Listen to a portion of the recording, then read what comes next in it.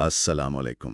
آج ہم قرآن کریم کی ایک بہت ہی خاص آیت پر بات کریں، سورۃ الفاتحہ کی۔ وعلیکم السلام۔ جی، ایاک نعبد و ایاک نستعین، یہ واقعی مرکزی آیت ہے۔ بالکل، ہمارے پاس ایک تفسیر کا اقتباس ہے آج، اور کوشش یہی ہے کہ اس چھوٹی سی آیت کے اندر جو گہرے معنی ہیں ان کو تھوڑا سمجھ سکیں۔ انشاءاللہ۔ تو آیت ہے ایاک نعبد و ایاک نستعین۔ سادہ ترجمہ تو یہی ہے کہ اے اللہ، ہم صرف تیری ہی عبادت کرتے ہیں اور صرف تجھ سے ہی مدد مانگتے ہیں، ہے نا؟ جی، ترجمہ سادہ لگتا ہے مگر اس میں جیسا آپ نے کہا بہت گہرائی ہے۔ دیکھیں، سب سے پہلی بات تو یہ کہ یہ آیت توحید کا خلاصہ ہے، مطلب عبادت بھی صرف اللہ کی، مدد بھی صرف اللہ سے۔ صحیح۔ اور یہاں ایک وہ زبان کا ایک پہلو بہت اہم ہے، تفسیر میں بھی اس پر زور ہے۔ یہ جو لفظ ہے ایاکا، یعنی صرف تیری ہی۔ ہاں، یہ شروع میں آیا ہے، نعبدو سے بھی پہلے اور نستعینو سے بھی پہلے۔ بالکل، اور عربی میں جب آپ مفعول کو، یعنی جس پر کام ہو رہا ہے، اسے فعل سے پہلے لے آتے ہیں تو اس میں ایک خاص مطلب پیدا ہوتا ہے، حصر کا۔ حصر یعنی ایکسکلوسیوٹی، کہ بس یہی اور کوئی نہیں۔ جی بالکل، تخصیص اور حصر، کہ عبادت صرف تیری، مدد صرف تجھ سے، کسی اور کا شائبہ تک نہیں۔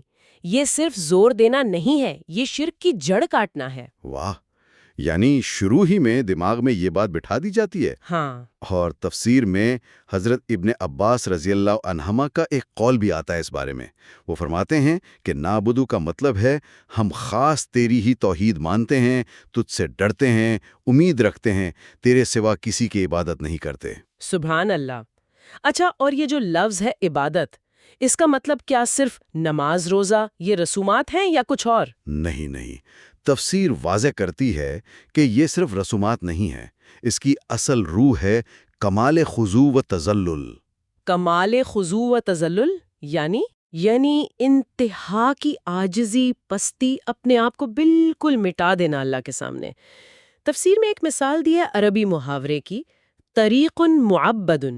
طریق معبد، وہ کیا ہوتا ہے؟ وہ راستہ جو اتنا استعمال ہوا ہو، اتنا پامال ہو کہ بالکل ہموار پسا ہوا ہو۔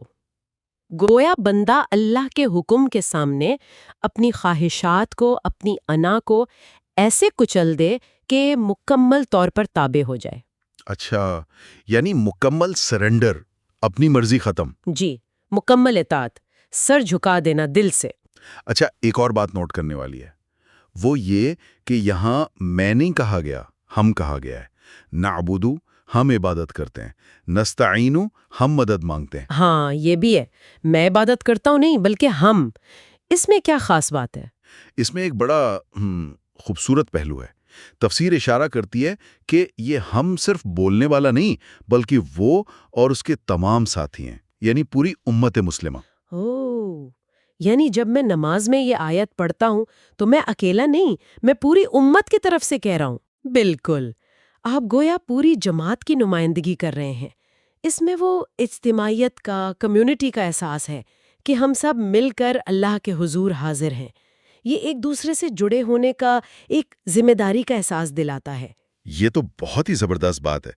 اچھا، اسی آیت میں ایک اور بھی تو تبدیلی آتی ہے نا؟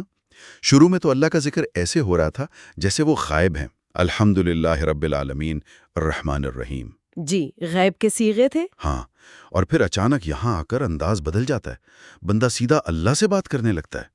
ایاک نعبدو، اے اللہ، ہم تیری ہی عبادت کرتے ہیں۔ بالکل، اسے عربی بلاغت میں التفات کہتے ہیں۔ التفات؟ جی، التفات یعنی رخ پھیر لینا، غیب سے حاضر کی طرف یا مخاطب کی طرف۔ تفسیر میں اس کی وجہ یہ بتائی گئی ہے کہ پہلے اللہ کی حمد و ثنا، اس کی عظمت، اس کی رحمت کا ذکر ہوا۔ ہاں، ہوا۔ تو بندے کے دل میں ایک شوق پیدا ہوا، ایک قربت کی تڑپ پیدا ہوئی، تو گویا اللہ تعالیٰ نے پردہ ہٹا دیا اور کہا، اچھا اب براہ راست بات کرو۔ واہ، یہ تو گویا ایک روحانی تجربہ ہے آیت پڑھتے ہوئے، صرف الفاظ نہیں ہے۔ جی، یہ حضوری کا احساس دلاتا ہے، دعا کی کیفیت پیدا کرتا ہے۔ بہت خوب۔ اچھا، پھر آیت کا دوسرا حصہ ہے وَإِيَّاكَ نَسْتَعِينُ، اور تجھ ہی سے ہم مدد مانگتے ہیں۔ इसके बारे में क्या खास बात है? یہاں بھی وہی ایاکا پہلے ہے، یعنی حصر ہے، مدد صرف اور صرف اللہ سے۔ اور تفسیر یہ کہتی ہے کہ یہ مدد صرف عبادت کرنے کے لیے نہیں ہے، اچھا، پھر کس لیے؟ بلکہ اپنے تمام چھوٹے بڑے کاموں میں، زندگی کے ہر معاملے میں یہ ایک مکمل انحصار ہے اللہ کی ذات پر، یعنی ہر چیز میں؟ ہر چیز میں۔ ایک اور باریک نکتہ بھی ہے جس کا ذکر کچھ مفسرین نے کیا ہے۔ وہ یہ کہ یہاں جو واو ہے وہ ایاکا میں، یعنی اور، ہو سکتا ہے یہ حرف عطف نہ ہو۔ تو پھر کیا ہو سکتا ہے یہ واو حالیہ ہو، یعنی حال بیان کرنے والا واو۔ اچھا، اس سے معنی کیسے بدلیں گے؟ اگر یہ حالیہ ہے تو مطلب بنے گا ہم تیری ہی عبادت کرتے ہیں اس حال میں کہ تجھ ہی سے مدد مانگ رہے ہیں۔ یعنی عبادت کرتے ہوئے بھی مدد مانگ رہے ہیں؟ جی، اس سے یہ نقطہ نکلتا ہے کہ عبادت کرنا بھی خود اللہ کی مدد کے بغیر ممکن نہیں۔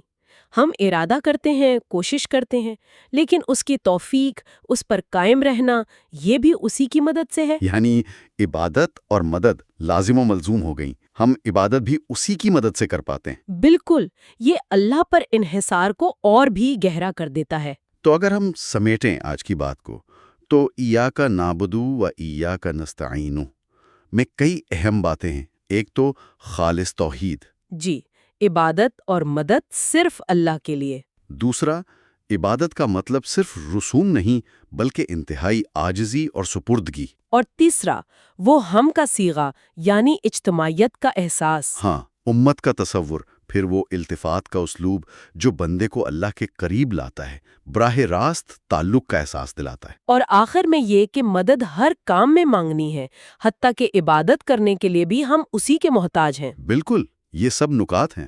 واقعی اگر ان باتوں کو ذہن میں رکھ کر یہ آیت پڑھی جائے تو نماز کا، دعا کا، اللہ سے تعلق کا سارا تجربہ ہی بدل سکتا ہے۔ یہ صرف الفاظ دہرانا نہیں رہتا۔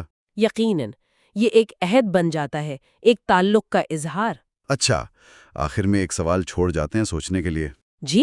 تفسیر نے کہا کہ مدد تمام چھوٹے بڑے کاموں کے لیے مانگنی ہے۔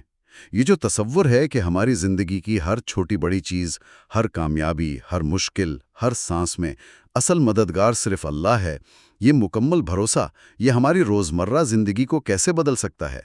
ہمارے مسائل سے نمٹنے کا انداز، ہماری پرائیورٹیز؟ بہت اہم سوال ہے، اس پر واقعی غور کرنا چاہیے۔ یہ زندگی کو دیکھنے کا زاویہ بدل سکتا ہے۔